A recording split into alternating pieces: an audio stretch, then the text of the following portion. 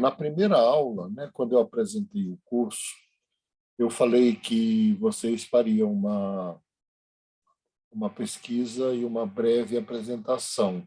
Inclusive, hoje tem um aluno que vai trazer uma breve apresentação, né?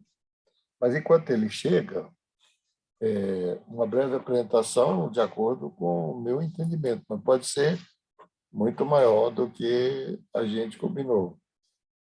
Tem alguém aqui que vai falar da relação mãe-bebê na psicologia analítica. Mas eu falei para vocês que vocês deveriam escolher, né, um tema e desenvolver uma breve apresentação, e nós já estamos aí com o curso bem avançado, e eu penso que nós já poderíamos começar isso na próxima aula. Não precisa ser uma aula, vocês vão trazer uma fala de 10 a 15 minutos sobre a doença específica que vocês escolherem e qual é a relação dela com o sistema imunológico. Isso é para obrigá-los a fazer uma pesquisa, e aí é uma pesquisa científica mesmo, né? Seja bem-vindo, Renato, seja bem-vinda, Rafaela. E eu escolhi algumas doenças e até falei que vocês poderiam escolher uma outra doença que não esteja aqui. Aqui é só um roteiro, né, que vale a pena seguir. O mais comum, né, a diabetes mellitus, é conhecida como diabetes juvenil ou do tipo 1, pois seu diagnóstico ocorre na infância. É causada pela destruição autoimune das células do pâncreas, que secretam insulina. Sintomas principais: sede excessiva, desejo frequente de urinar, ganho de peso e cansaço. Mas aqui, também, vocês poderiam verificar, na pesquisa de vocês, dois aspectos, né? Eu acho que o primeiro aspecto seriam colocar três aspectos, né? Aspectos, primeiro, colocar aqui sintomas, um roteirinho, né? Aspectos emocionais,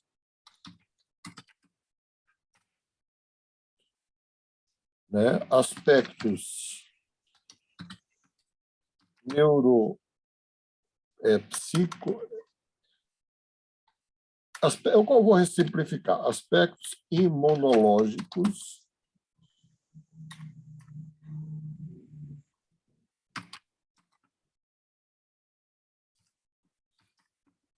o tratamento. Na verdade, a gente teria aqui sintomas, causas e tratamentos, né? Então, aqui seria um roteirinho de apresentação. Quais os sintomas?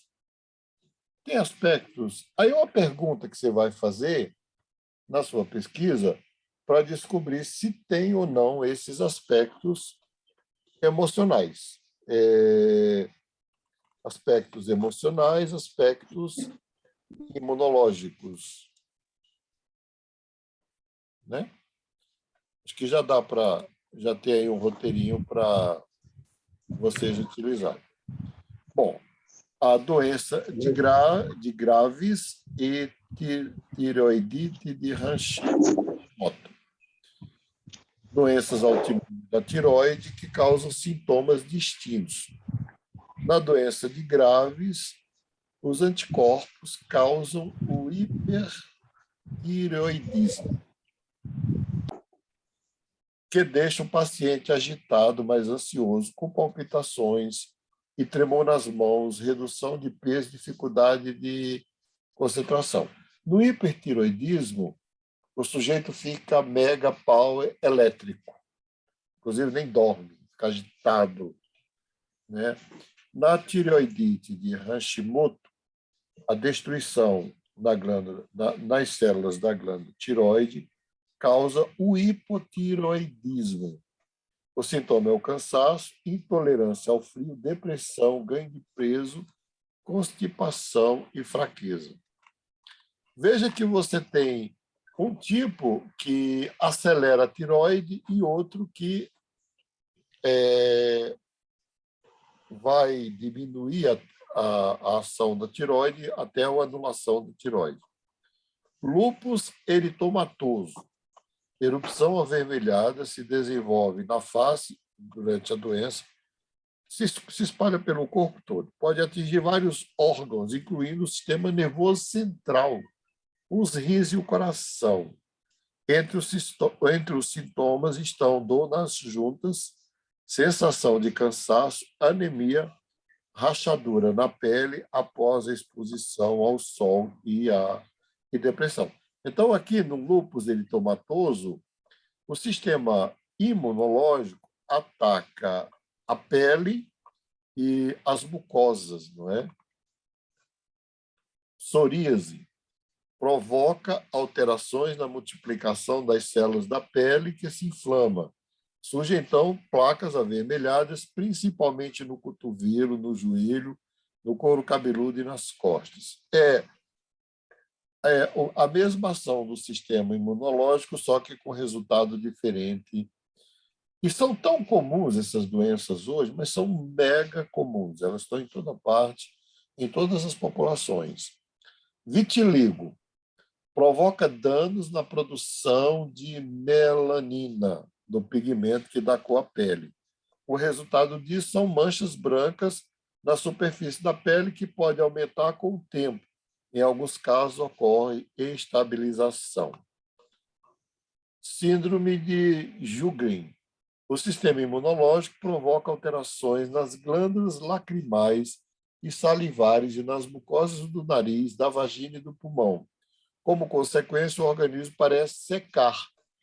Sintomas: sensação de secura, redução da saliva, cansaço, inflamação pulmonar e nos olhos, redução das lágrimas. O sujeito fica com os olhos ressecados. Doenças crônicas intestinais. Aqui a gente pode colocar várias. Por exemplo, síndrome do colo irritado, por exemplo, né? As células de defesa se voltam contra o intestino, deixando a pessoa mais susceptível a inflamações, sintomas, diarreia crônica, dor abdominal, enfim. Doença celíaca. O dano é no intestino delgado e interfere na absorção de vitaminas. O paciente fica proibido de consumir glúten.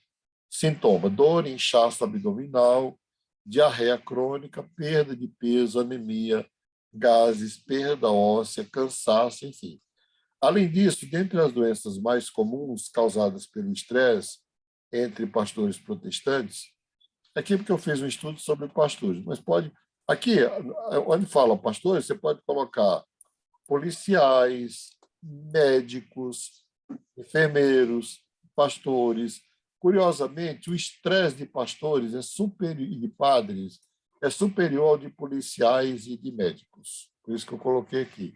Na escala de estresse, os pastores, os padres e os rabinos estão no topo, porque eles têm várias razões, várias causas. Uma delas é porque eles não se cuidam, não têm uma noção de cuidado pessoal. Parece que a ideia de proximidade com o sagrado faz com que eles percam a noção de perigo, especialmente de perigo. Eles se sentem tão protegidos que perdem a noção de perigo.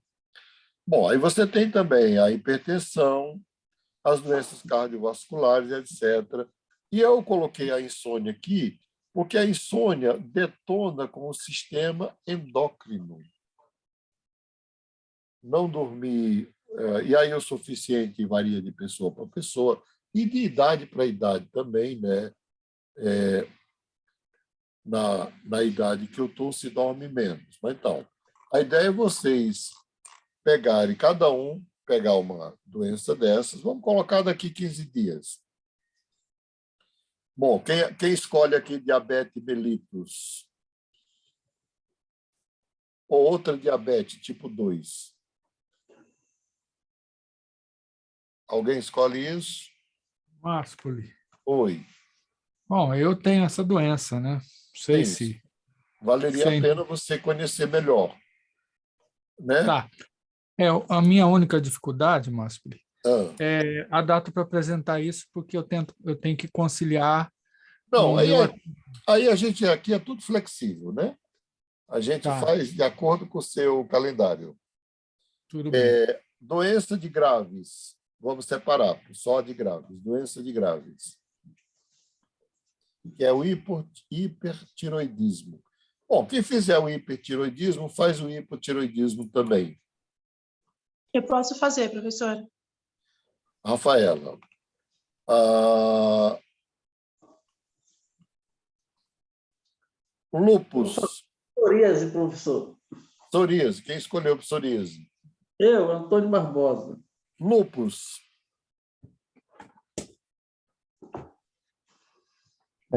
Pode repetir, mestre? lúpus. Aqui sobrou lúpus, vitiligo e síndrome de Sjögren. Professor, Oi, eu tenho interesse em fazer o vitiligo, se ninguém escolheu ainda. isso, Renato Lima. Renato Lima. E procure ver, depois eu vou dar a orientação que vocês devem fazer, tá? Vitiligo. Alguém mais aí? Doenças intestinais, doença celíaca. Oi, mestre. Essa doença. As doenças intestinais, se ninguém tiver escolhido ainda, eu, Carla. Tá.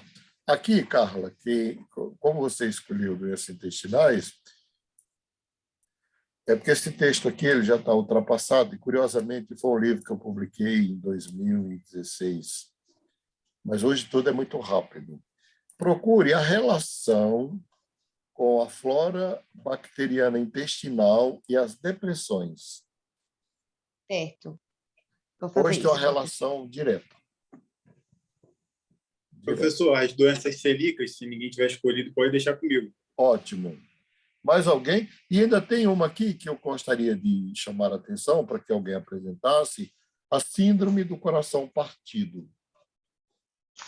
Professor, posso fazer essa pesquisa aí? Zé Maria. Zé Maria. Bom, mais alguém? Sobrou alguma para mim, mestre?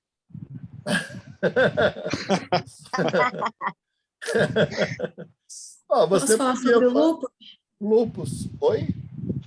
Eu posso falar sobre o lúpus? É a Andresa? Eu mesma. Isso, pode falar sobre o lúpus. Se eu puder vamos fazer a psoríase, eu gostaria também. Se der para dois pegar uma doença. Não, eu quero sugerir outra coisa para você. Ah, Posso fazer isso? claro. Então, a Carla vai fazer a relação da flora bacteriana com as depressões, e eu queria que você fizesse a relação é o inverso, tá? Da depressão com o sistema imunológico. A depressão como a causa de um agravamento. Isso. Tá. Tá? Ok. Bom, vocês podem procurar, eu já vou ajudá-los aqui, né? Só um minutinho aqui que eu vou... Professor, eu estou pronto para aquela palestra sobre... Isso, eu já anunciei você aqui, rapaz. Obrigado. Aí você, já está anunciado aqui, só vou postar aqui alguma coisa para eu Obrigado. poder, né? Olha, vocês vão procurar na biblioteca Cielo, né? Cielo.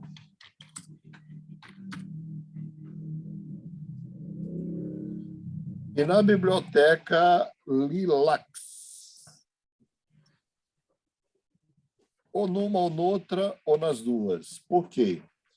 Porque aqui, onde nós encontramos material científico, né? Vocês vão encontrar blogs extraordinários. Talvez possa até pegar um blog para entrar no tema, mas onde vocês vão encontrar, se encontrarem, vai ser muito mais nessas duas bibliotecas que elas só publicam, são bibliotecas que só publicam resultados de pesquisas, não é?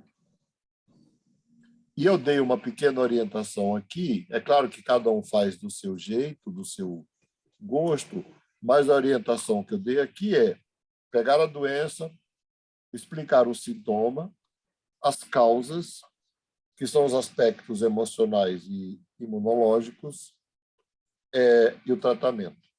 Então, aqui falta antes dos sintomas caracterizar a doença, não é antes do sintoma, antes do sintoma.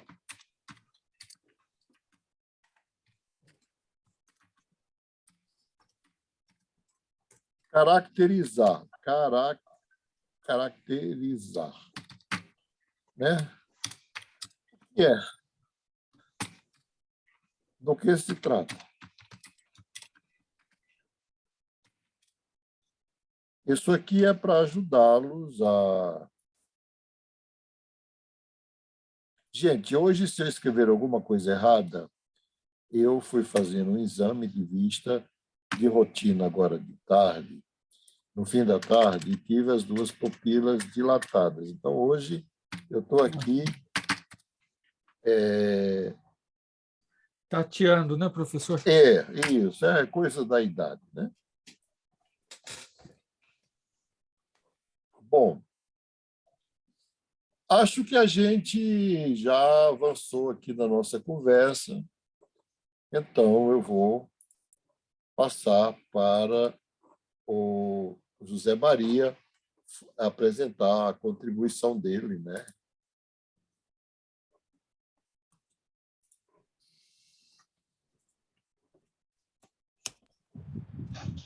Sim, professor. Seja bem-vindo. Obrigado, professor. Boa noite. Boa noite aos nobres amigos que fazem parte dessa turma. Boa noite.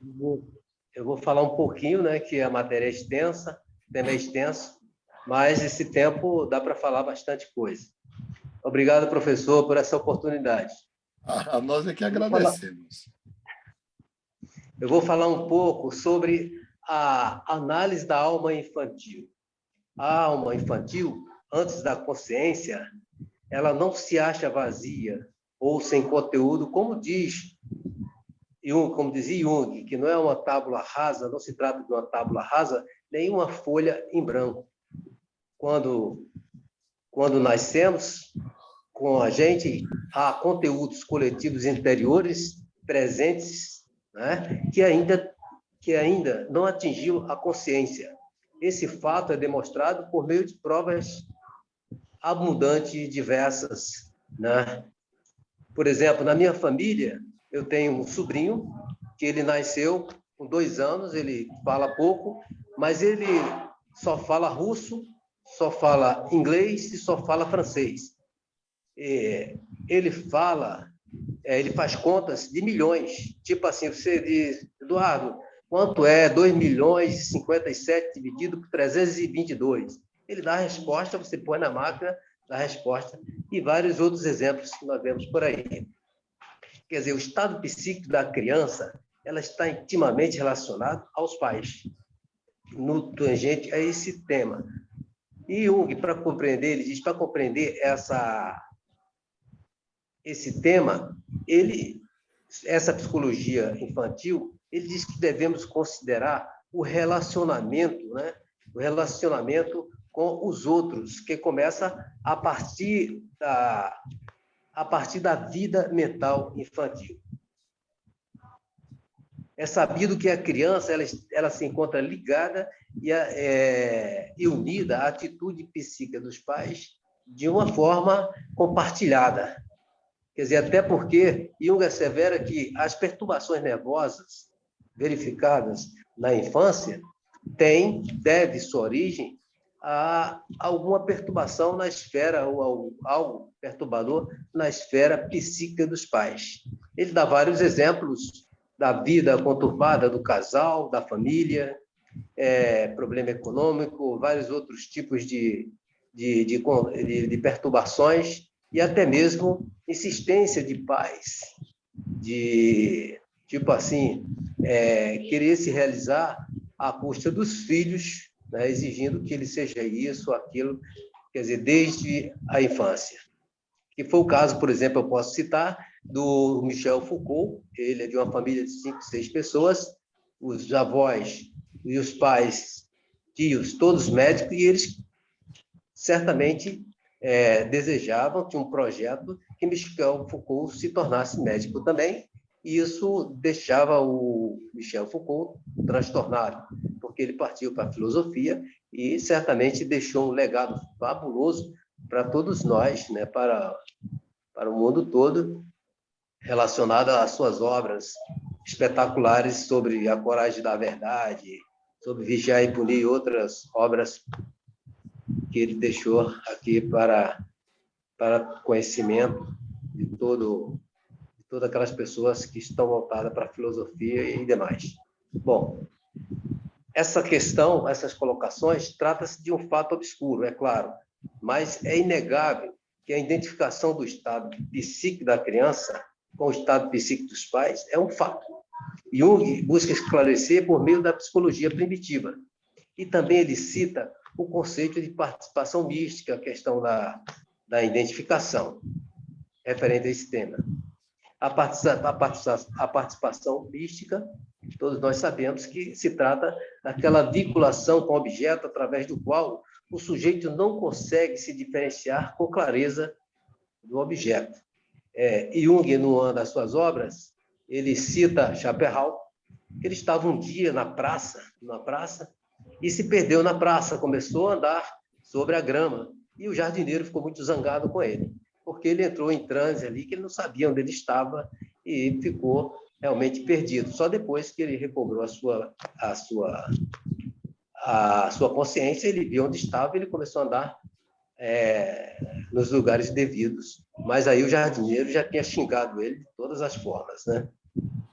Bom, a falta de consciência, que é quando a criança nasce, ela nasce certamente sem consciência, a consciência ele vai estar lá no inconsciente coletivo, ele origina uma diferenciação, pois o eu, não existe o eu diferenciado do resto das coisas. Tudo que existe são acontecimentos e ocorrências que pode pertencer a qualquer um, por conta da extraordinária força, né, eu penso, das reações emocionais. A criança, quando recém-nascida, ela tem apenas o fator, né, reações emocionais. Jung ressalta que o indivíduo que tem uma consciência, um ego débil, como a criança e até mesmo adulto, ele tem dificuldade de se proteger. Nesse contexto, né, as reações mais fortes sobre a criança não provêm do estado consciente dos pais, mas do seu fundo inconsciente. A criança, ela através dos seus conteúdos subliminares, que são inatos, ela sofre, né, com a incidência desses conteúdos. Jung diz, em relação aos pais, que para proteger as crianças contra os efeitos provenientes de si próprio, que os pais causam transtorno aos filhos, ele deve considerar os sintomas de seus filhos, à luz dos seus próprios problemas. Os pais, a família tem problemas? Sim. Verifique a condição, o comportamento dos filhos para ver o que está acontecendo e resolver, e cair em si mesmo e tentar resolver a questão dos seus filhos, do sofrimento. Em determinados casos, a maioria deles, a fonte primária e principal para as neuroses das crianças são os próprios pais, segundo Jung.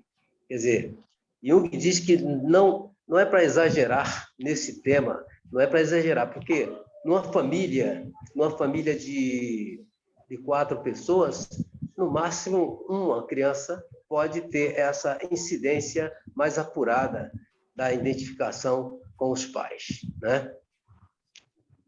Jung, contrariando alguns pensadores, né, que que trata desse tema, da alma infantil, da consciência do eu, ele diz que quando a criança nasce, ela não é uma tábula rasa ou uma folha em branco. Quer dizer, há conteúdos coletivos, que falei anteriormente, conteúdos coletivos interiores presentes na criança, que ainda não atingiu a consciência. É um fato demonstrado, né, como eu falei anteriormente.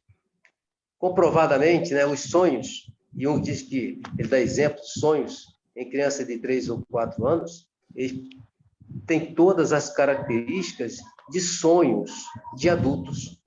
Quer dizer, o analista ele só não interpreta como sonho de adulto porque ele sabe que foi a criança, aquela criança que sonhou. Quer dizer, a alma coletiva da criança ainda está muito próximo, né? A alma coletiva da criança está muito próximo dela. Quer dizer, a criança ela percebe os condicionamentos dos pais.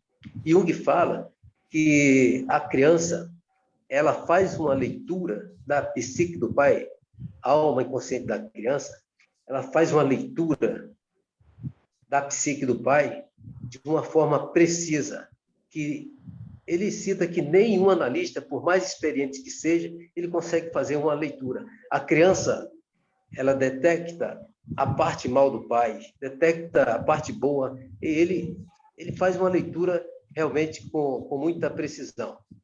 Jung, quando fala de criança, ele faz um paralelo com os povos primitivos, né? Por exemplo, ele diz que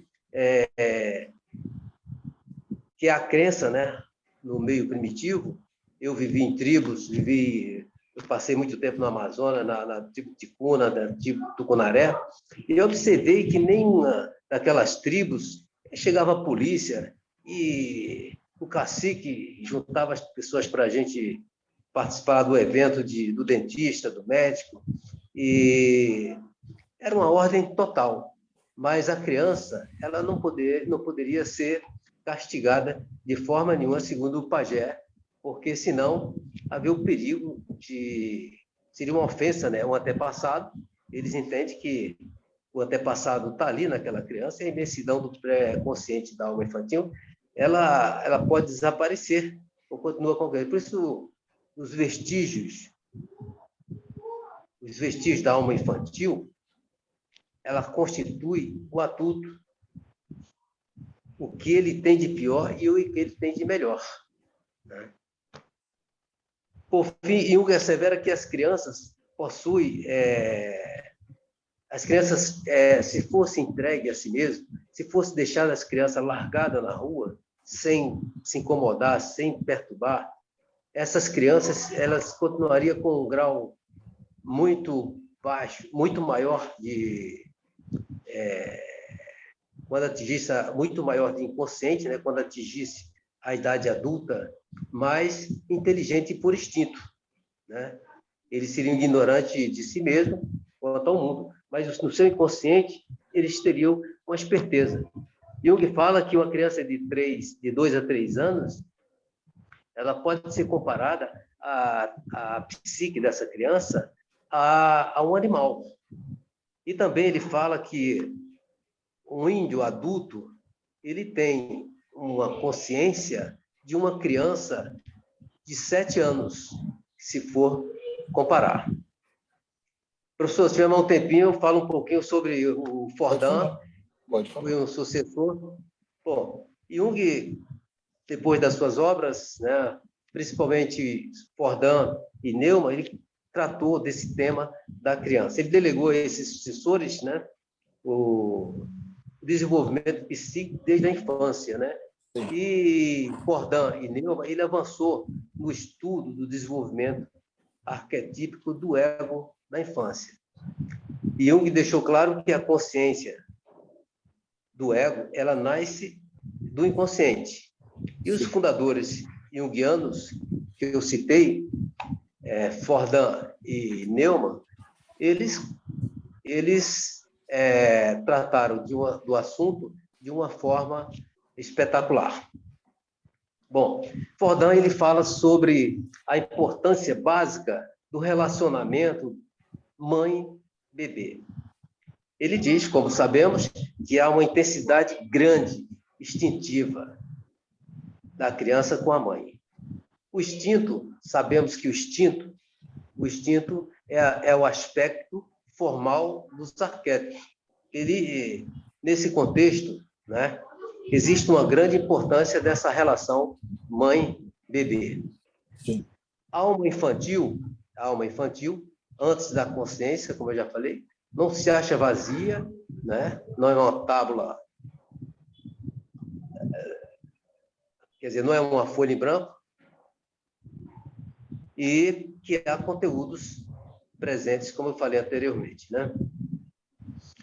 A criança, ela está ligada, né, à atitude psíquica dos pais, conforme falado anteriormente. As perturbações nervosas, segundo Fordham, repetindo, deve sua origem a algo perturbador na esfera psíquica dos pais. Mas o importante, que uma parte muito interessante que Fordham pesquisou e está na sua obra, A Criança como Indivíduo, é a influência da educação na formação da personalidade, que também Jung fala sobre isso, até a um certo grau, né, na infância, na adolescência, e daí. Ele diz que a psique ela está profundamente atrelada aos pais. E o objetivo da educação é a consciência infantil mais consolidada. Ele diz que a criança criada pelos pais, a criança, ela interage, ela compartilha a sua psique com a criança e vice-versa. Quando a criança ela é criada por cuidadores, a criança ela capta os hábitos daquele cuidador, né? E tem como sua segunda vida psíquica, né, a escola.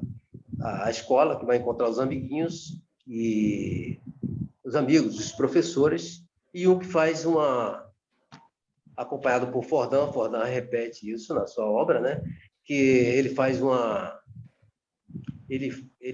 observação sobre a questão da escola. Ele diz que a escola, se o professor não está preparado, se o professor não está provido de autoconhecimento, ele não vai ajudar a criança praticamente em nada.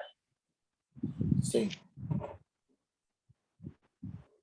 Muito e, bom. Fordham, ele trata da individuação no início da vida, né, da criança, né? E ele fala sobre a individuação desde o início da vida, nos primeiros anos, que se busca, né, consolidar o fortalecimento do ego para interagir, né, com o mundo interior e exterior.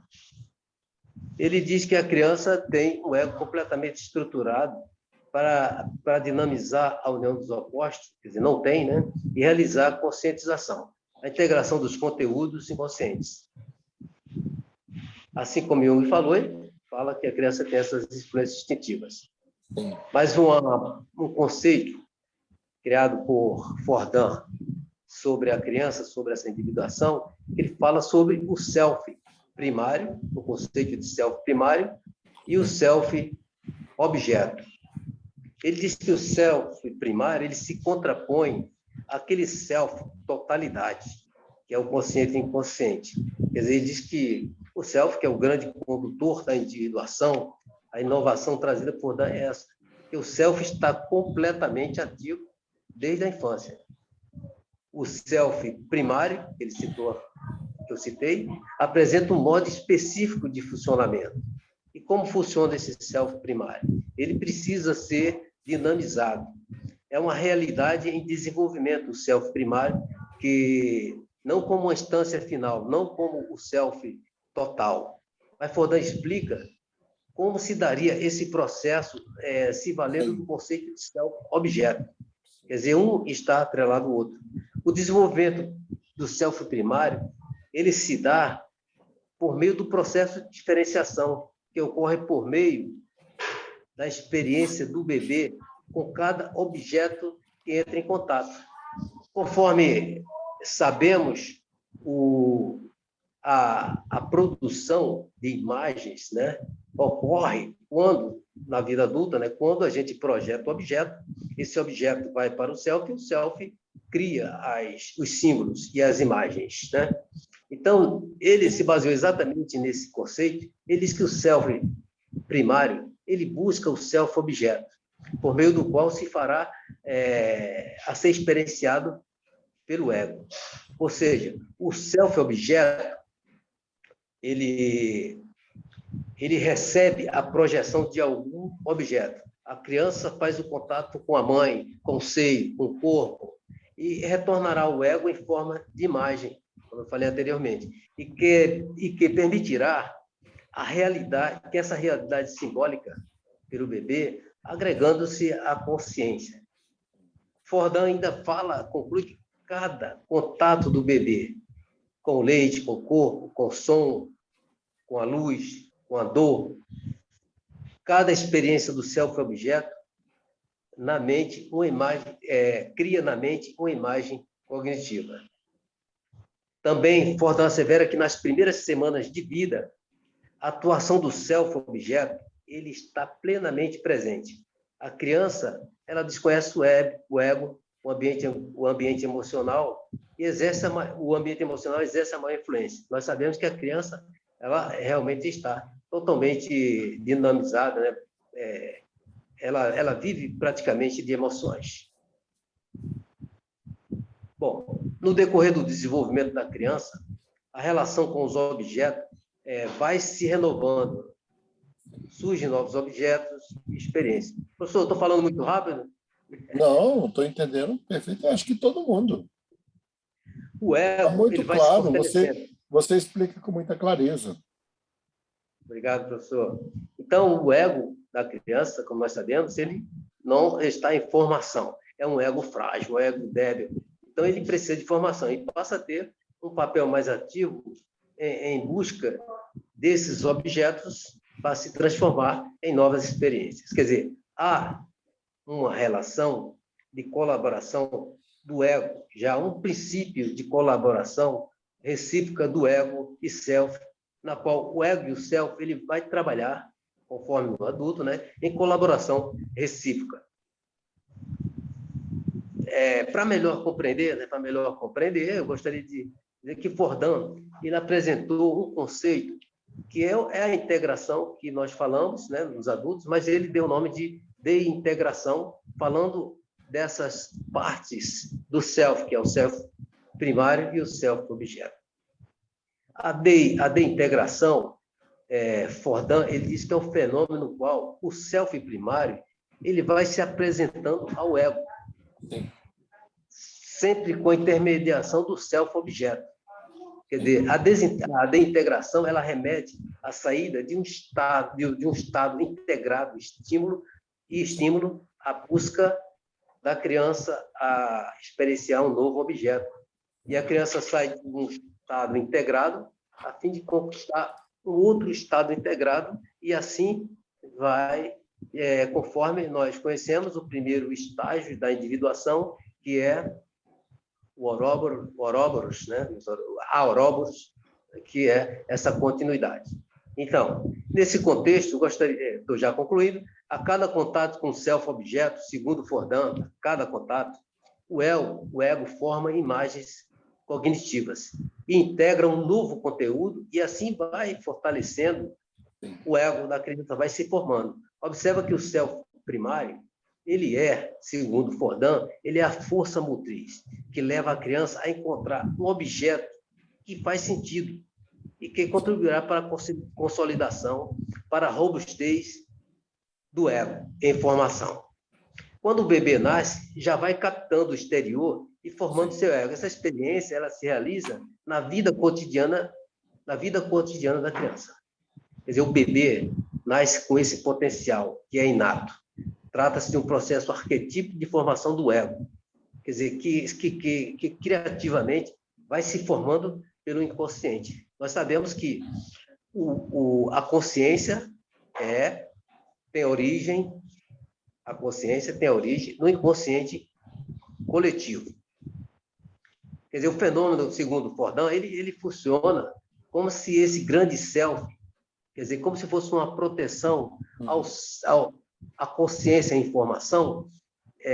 Fordham, de uma forma, eu penso, muito particular, ele diz que esse grande self, ele se divide espontaneamente em partes, que há dúvidas de que é mais fácil para o ego, né? Informação, quer dizer, entrar em contato com as partes do self do que com a totalidade. Eu penso que assim, a totalidade seria muito pesado para uma consciência do ego, né, em formação. E daí a consciência do ego ele vai progressivamente se formando, se fortalecendo, né? Eu lembro de uma passagem do professor do Murray Stein, na sua obra O Mapa da Alma. Ele diz que ele fala de uma precisão maravilhosa sobre o ego reativo, o ego robusto. Ele dá exemplos desde a formação, né, da criança, a formação do ego, até o ego adulto, e dá exemplos. Inclusive, foi uma matéria que mexeu comigo, porque eu tinha um ego muito reativo, né? Bom, eu gostaria de citar alguns momentos, quer dizer, alguns exemplos citados por Fordham sobre esses momentos importantes no desenvolvimento da consciência, no desenvolvimento do ego, da consciência da criança. Uma delas é o nascimento. Nós sabemos, como o senhor já falou aqui, que o nascimento é um trauma, né? Inclusive, Murray Stein, citando o Jung, ele diz que Jung diz que a maior dificuldade do ser humano quando nasce é adaptação ao meio ambiente físico e ao meio ambiente social, que é a dificuldade do ser humano em todo, né? Então, o nascimento é um dos momentos de integração importante no desenvolvimento da consciência do ego. E outro momento que ele cita são as interações com a mãe na amamentação, né? Com destaque as mudanças que ocorrem, né, em torno dos 3 meses, 7 meses. Sim. Nós sabemos que a criança, quando mama, ela sente prazer, e tem aquelas fases, né, que Freud nos ensinou, né? A fase do prazer, a fase do primeiro ano, tal. O outro momento de integração citado por Fordham é o momento em que a criança começa a se mover e ter autonomia. A criança começa a ganhar autonomia, começa a andar, começa a fazer coisas, descobrindo tudo, tato, contato, projetando, tal. Outro momento de integração que ele cita é o nascimento de um irmão. Inclusive, tem muitos exemplos, né, de crianças que se revoltaram com os pais. Inclusive, nessa obra, o desenvolvimento da personalidade, né, ele cita o caso de uma menina que realmente se revoltou com a mãe, queria saber por onde a criança saía, tal, e realmente é uma história, né, que nos ensina sobre essa reação, sobre esse momento, né, de integração que realmente funciona, que existe. E os eventos edipianos. Professor, para encerrar, eu gostaria de ressaltar que esse fenômeno criado de integração, criado por Fordham, é um primeiro estágio de desenvolvimento da consciência. Ele está atrelado ao mito da criação, né, que é a Ouroboros, né, como eu falei anteriormente, né? E a integração, ela não ocorre somente até o momento em que o ego da pessoa humana ele se delimita, por exemplo, 9 meses, 1 ano e meio, mas, na verdade, segundo Fordham, durante toda a vida. Professor, completei aqui minha conversa. Rapaz, cara, tá vendo aí que aula maravilhosa, meu Deus do céu. Aí agora eu vou arrochar vocês, porque eu sou muito bonzinho aqui, não é? Nós vamos eleger a aula dele como padrão. Obrigado, professor. Obrigado, meus nobres amigos. Olha, da turma não sei se... que assistiram minha aula. Muito bom. Não sei se o pessoal tiver alguma pergunta, pode fazer. Tenho sim. Vocês me ouvem? Muito bem. Vocês estão me ouvindo? Legal. Eu Muito bem. queria entender o conceito de deintegração. Achei interessante, mas não consegui captar. Isso. Deintegração. Professor, A deintegração é a integração normal. Nós não temos que integrar a sombra, integrar a ânima, né? Integrar todos aqueles conteúdos que estão reprimidos lá no inconsciente pessoal. Só que essa reintegração, ele chamou de deintegração por ser aquela integração relacionada a um self, que ele dividiu o self total em self primário e self objeto. O self primário, ele precisa ser dinamizado. Então, para ele ser dinamizado, você vê que o ego, né, nós sabemos que é o espelho, né, da psique. Então, ele vê o mundo das ideias através do ego. Então, ele criou essa situação, ele dividiu o self em primário e self-objeto, porque a criança, ela projeta o objeto na vida cotidiana, ele manda essa mensagem que vai por self primário, esse self primário ele transforma em imagem e muda de volta para integrar no ego, robustecendo esse ego. Ele chamou de deintegração, esse termo, essa sistemática do ego, do self primário com o self objeto, dando essa dinâmica na formação, na robustez do ego da criança, da consciência do ego. Uhum. outro Muito bom. conceito. Tá me ouvindo? Tô. Complexo egóico. O complexo egóico é o complexo do ego, né? É o complexo do ego. E todos os complexos, né? Os complexos eles estão no inconsciente pessoal. O complexo do ego é o complexo que é autônomo, é um complexo autônomo, é uma personalidade. Ele age como uma personalidade, ele é completo, totalmente independente. É o complexo do ego, que é o complexo egóico.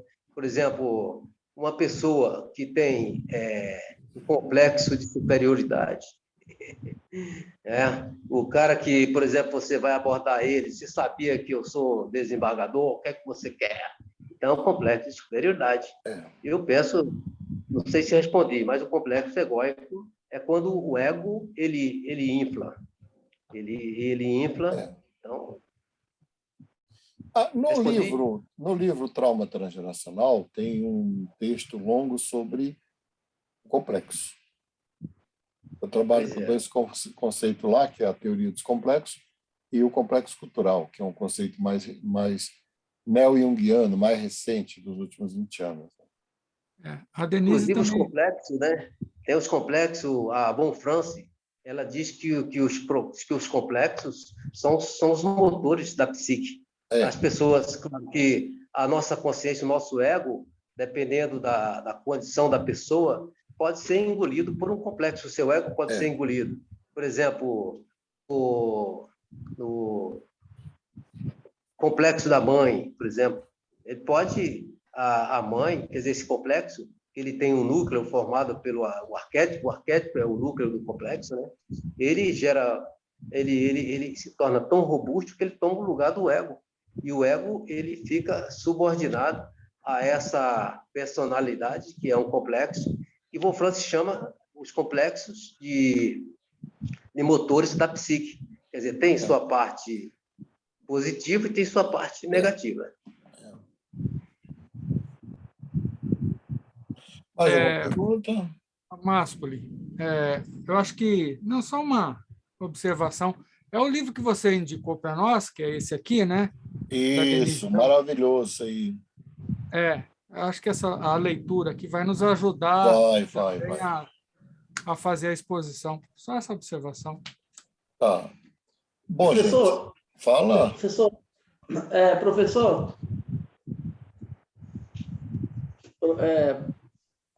cadê o professor? Posso falar um pouquinho rapidinho aí? Sim, Fala ali para o nosso professor. E para mim também. Com Claro, relação a essa questão que o José Maria começou falando aí, que a criança, quando nasce, ela não é uma tábua rasa. Eu estou aqui com um livro do Edinger, que ele fala, esse livro é chamado, o título dele é Ego e Arquétipo. Ele tem uma pesquisadora, chamada Rhoda Kellogg, que ela fez um trabalho com crianças de 2 anos e ela constatou um fato interessante, que os desenhos de crianças de 2 anos para cima, ela começou com crianças de 2 anos. Eles começam com rabisco, depois com linhas perpendiculares, formando cruzes, e em seguida os desenhos ficam redondos. Resumindo, os desenhos são praticamente redondos, numa referência até que ele cita aqui no livro ao Homem Redondo de Platão, né? Isso, como a criança, quando nasce, ela não é uma tábua rasa, mas está com ela os arquétipos em potenciais, eles estão latentes, potenciais latentes. Então, isso aí é uma comprovação muito interessante, porque a criança, como o terreno que ela pisa, digamos assim, que ela ainda anda, é totalmente o inconsciente, mas ela traz todo esse potencial dos arquétipos em forma de sementes, né, dentro dela, para o seu futuro desenvolvimento. Achei interessante quando ele falou aí que é dessa tábua, que não é uma tábua rasa, e realmente esses desenhos é uma comprovação científica é uma constatação, né, dessa realidade. Então, eu tenho até aqui a foto dos desenhos, vou mostrar aqui, não sei se vai dar para ver. Nossa! Entendeu? E aí, eu achei, era só isso mesmo. Tem mais coisas, mas para não roubar o tempo aí, a gente vai só encerrar. Não, mas isso é muito bom. Eu quero sugerir, talvez o Zé Maria já conheça, mas foram publicadas algumas obras posteriores agora. Essa obra aqui ela é recente. Ela por exemplo, aqui foi publicada aqui no Brasil, ela foi publicada em 2011. Seminário sobre sonhos de crianças, do Jung. Muito bom esse livro. Sobre o método da interpretação dos sonhos, interpretação psicológica de sonhos de crianças, que não faz parte das obras completas, mas é da obra do Jung, né? Vale a pena para conhecer melhor aí o que foi colocado. Enfim. Bom, o fato é que o tempo voa e eu queria trabalhar ainda um pouquinho dentro da aula dele, que está correta, a indiferenciação, que assim que é falado, da criança com a mãe até os 4 anos de idade é reconhecida por todas as teorias psicológicas. Nenhuma desconsidera isso. E quem estudou esse aspecto dessa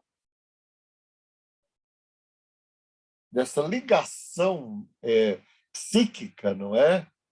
Emocional, afetiva, foi Jung. A questão é a mãe, ela e a criança, a partir da própria ideia de concepção, de gravidez, de gestação e de geração de um novo ser, a criança e a mãe correspondem à natureza no seu estado mais primitivo, né?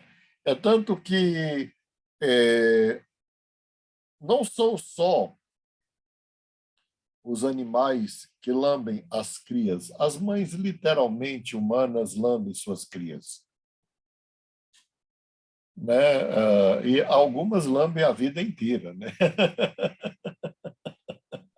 Que a gente já viu aqui.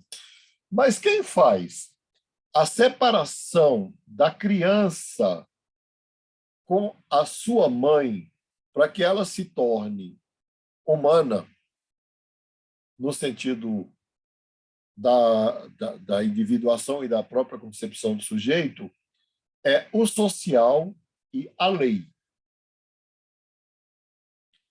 representada por uma figura que represente isso, que, em geral, na cultura oriental e ocidental, é a figura paterna, não é? A gente fala a figura, porque, na verdade, a gente está falando de uma figura simbólica e não de uma figura física, porque essa figura pode ser exercida por uma outra pessoa, por exemplo, um avô, alguém que a criança coloque nesse lugar da figura paterna.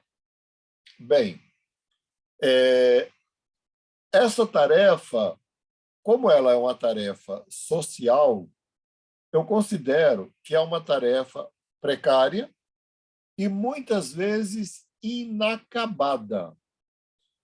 Eu sempre exploro esse ponto porque não é incomum, por exemplo, mulheres. Hoje não é mais assim, mas num passado recente, e talvez ainda existem algumas comunidades, algumas culturas, mulheres que casam apenas para ter um filho, ou que têm um homem apenas para ter um filho.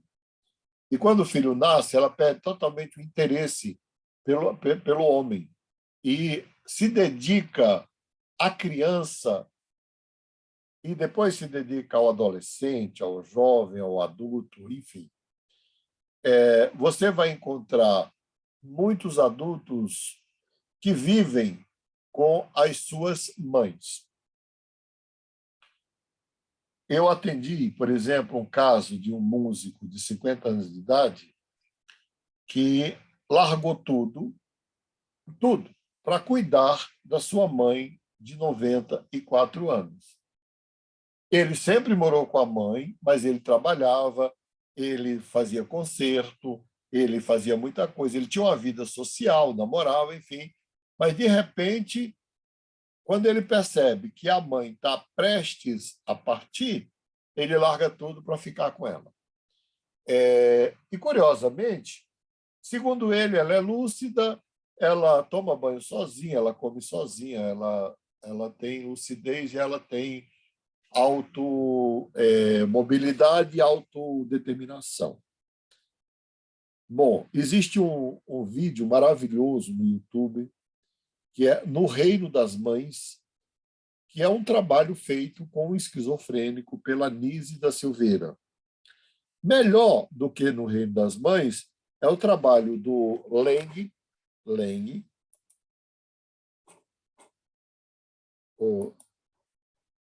O Leng escreveu uma obra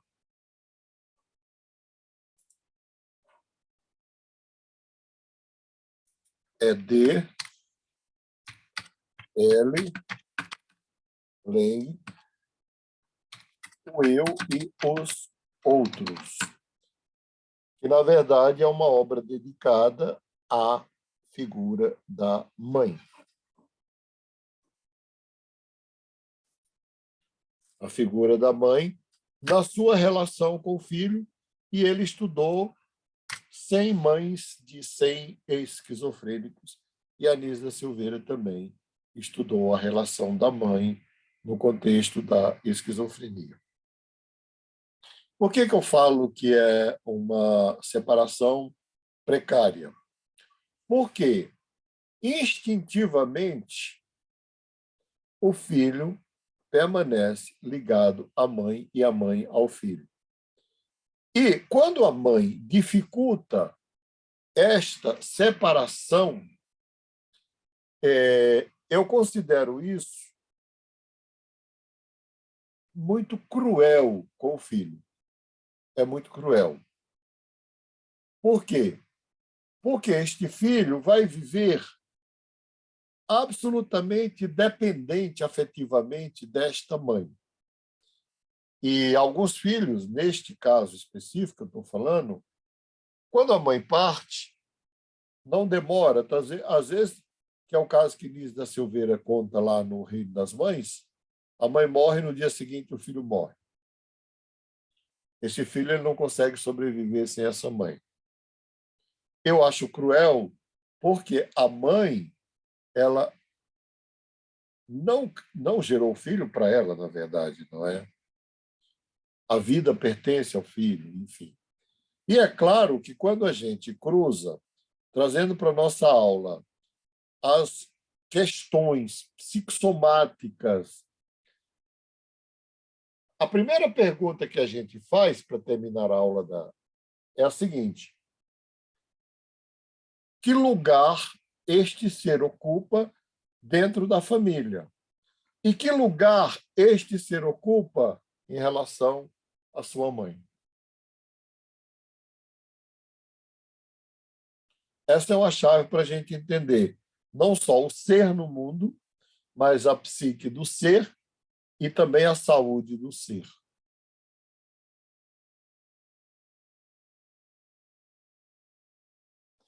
Faz sentido para vocês? Faz, professor. Inclusive, esse Peter Pan, né?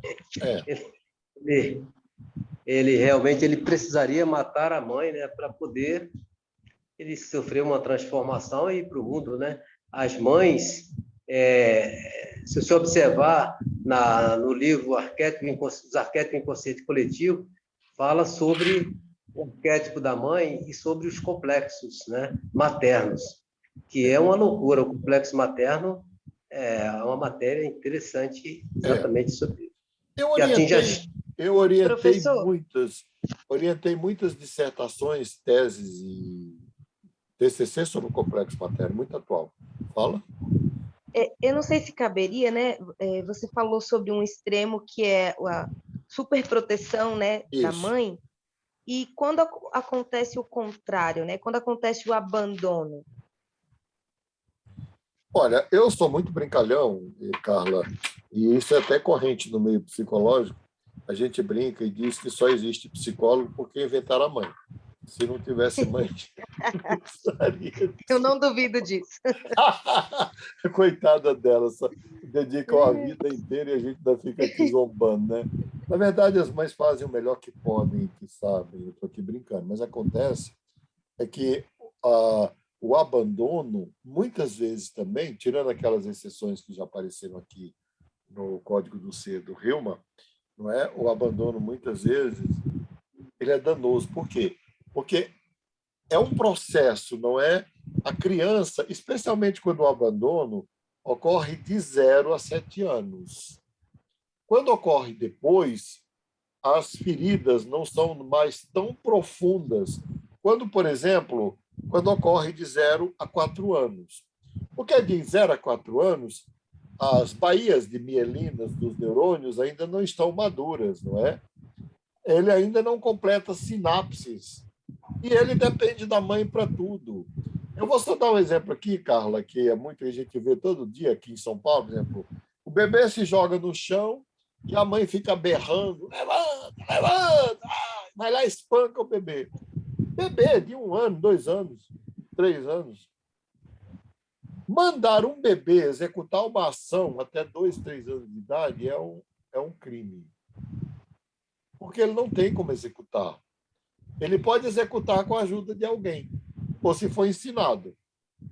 Mas só o ato de ficar exigindo algo dele não é algo que vai acontecer, porque ele não tem como responder. Ele não fecha o arco sináptico, ele não tem ainda a função executiva para começar, para planejar, começar e terminar. Então, no caso do abandono, pode ser muito danoso. Exatamente, eu observo, aí é minha observação clínica de tantos anos, você tem 2 situações muito interessantes. Primeiro, a solidão, a depressão, o desamparo, que muitas vezes cria nesse momento aí, mas muitas vezes a sensação, né, de abandono pela mãe faz com que esta criança não aprenda a modular as suas emoções. Né? Vamos lá. Existem várias formas de... O bebê com birra. Tem pais que espancam o bebê. A forma mais correta é pegar o bebê e abraçar. Acaba a birra instantaneamente. Você pode espancar, ou pode abraçar, ou pode ignorar. Mas o fato é que O bebê, ele não sabe o que é ódio, ira, raiva, não sabe. E muitos pais ainda tratam bebês como adultos. Eles não sabem. Cabe à mãe, e aí eu não vou colocar o pai ainda aqui na conversa, mas está falando da mãe, fazer a contenção emocional do bebê. Quando a mãe não tem essa condição, ou numa família hoje mais atual, mais compartilhada, ou alguém ali dentro, que não precisa ser necessariamente a figura masculina do pai, alguém tem que fazer essa contenção. Muitas vezes é o pai. Muitas vezes a mãe está tão estressada até de cuidar do bebê que ela grita, o bebê grita, ela chora, o bebê chora, ela esperneia, o bebê esperneia, que é assim que vai ser. E aí tem pai que vai lá e tira o bebê, até tira de perto da mãe, leva para o quarto e faz ali, põe o bebê para dormir e tal. É daí que nasce do bebê a capacidade de não se sentir rejeitado porque tem raiva, não se sentir rejeitado porque tem ódio. Está vendo como vai abrindo as janelas? Né? Sim. Não se sentir rejeitado porque contraria. E, ao mesmo tempo, ele aprende que essas emoções que são transbordantes no bebê, elas precisam de modulação. Muitos adultos se comportam como bebês. Homens, mulheres, né? Faz birra, e esperneia, e grita, e xinga, e agride, e quebra, porque não sabe o limite dessas emoções, porque não aprendeu na infância.